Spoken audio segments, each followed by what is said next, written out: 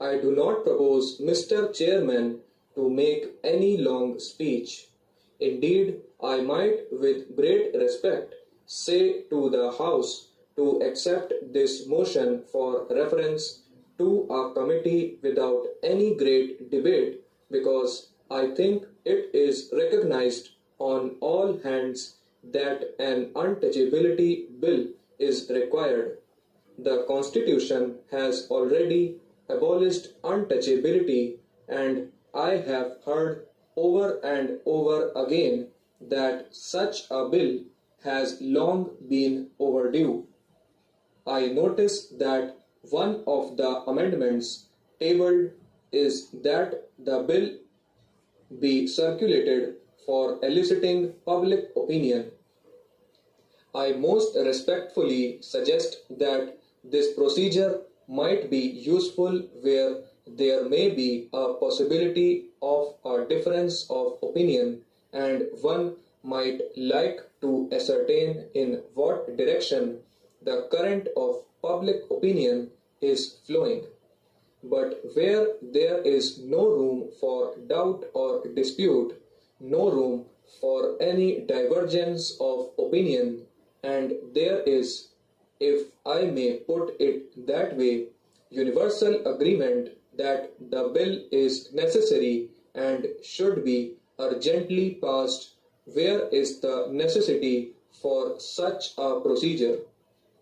Indeed, some members have already complained against me that there has been delay in the introduction or in the passage of this bill. I therefore think that in a case like this eliciting of public opinion is really not a necessary process.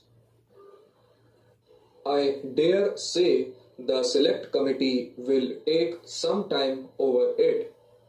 The bill has been before the public for 7 or 8 months, and organizations, groups, individuals, anyone who wants to voice his own opinion or to offer suggestions would himself come forward and let the committee have memoranda or write to them or ask for oral examination. I am personally anxious that this bill should find its way on the statute book as early as possible. I would have really liked to put through this bill in the last session, but there was such congestion of legislative business that it could not be brought forward at that time.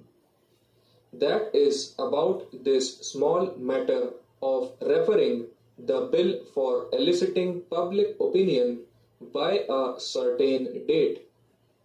Now, I imagine honorable members have read through the bill and so the statement of objects and reasons. It is what I call a coercive measure, and all legislation must of necessity be of a coercive nature.